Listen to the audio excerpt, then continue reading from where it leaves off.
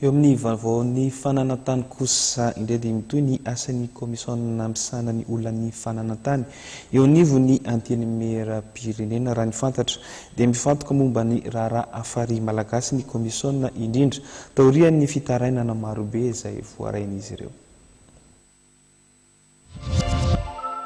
Na dia tsy misy aza ny fivorian'ny parlement mitoy ny asan'ny komisiona misana ny olona ny fananantany eo anivo ny antenimieram-pirenena. Ny raharaha momba ny afary malagasy izay nandraisan'ny komisiona fitarainana marobe no ifantoha ny fanadihadiana tanterahan'izy ireo amin'izao fotoana izao.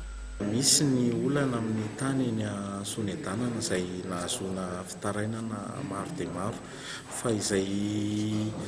mandeha ankety ankehitriny dia mandeha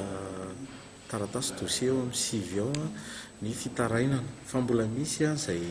mbola idinan'iny fotony eo amin'ny sivy eo koa izay fitarainana ny olona avy any toerana ny olana amin'izy io dia misy olana avy amin'ilay tompon'ny tany teo aloha izay mitaraina fa ny varotra ny solam-pangadiny tamin'ny afary tamin'ny vidiny mora kanefa ny vidiny mora io dia mbola tsy voaloha ihany koa ka manana olana zany izy ireo ary fianakaviana ampolony eo zany ny tratran'izay olan'izay. Ny olana faharoa dia ilay olona ny eritreritra ahazo tany avy aty Antananarivo midiny ny fotony izay nandoa droit d'adhésion nandoa sara ny azonan'ilay tany ary tena efa amina tapitrisany raha fitantarany zareo.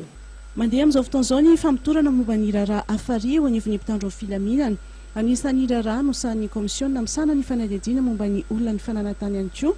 ny olana izay mampifanditra ny mpivarotra atao zavatra malagasy etsy amin'ny pochara sy ny mpandraraha sinoa nanomerary ny mpivarotra ny fitsarana. Ankoatra ny eto Antananarivo nandraisan'ny komisiona fitarainana ihany koa ny avy any Antsirabe, Maroantsetra, Vangaindrano, Antsiranana, Toamasina faharoa ary Moramanga. Ny solombavambahoaka Ravelona Nosy Mamitiny dia ny antso ny rehetra ho mailo manoloana ny fisiana fitaka sy fisandohana samihafa momba ny famarotana tanty.